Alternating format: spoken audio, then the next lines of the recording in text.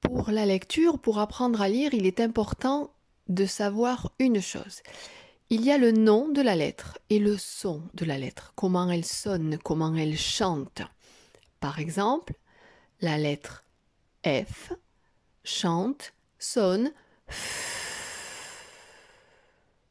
La lettre M chante ou sonne.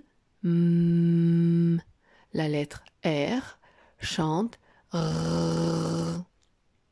Cette distinction est très importante dans l'apprentissage de la lecture, car on ne dit pas M et A font ma, non, c'est pas M et A ça fait M-A, c'est avec A, suivi de A chante ma. Et c'est très important dans l'apprentissage de la lecture. On combine deux sons et non pas deux lettres. On peut distinguer dans l'apprentissage de la lecture les consonnes longues des consonnes courtes. Lorsque j'apprends à lire à mes élèves, je préfère commencer par les consonnes longues. Les consonnes longues, c'est celles que l'on tient en bouche, c'est celles que l'on peut faire chanter, sonner longtemps, comme L, la lettre L, M, la lettre M, F, la lettre F, ou encore la lettre R, R, ou encore la lettre S, S. On peut donc les tenir longtemps en bouche, on peut les faire chanter longtemps. Et c'est très intéressant dans le début de l'apprentissage de la lecture. Pourquoi ? Parce qu'on peut, pour combiner deux lettres, commencer par cette consonne longue, par exemple la lettre S, et l'amener vers sa voyelle. Par exemple, amenons la lettre S vers le A. Ça.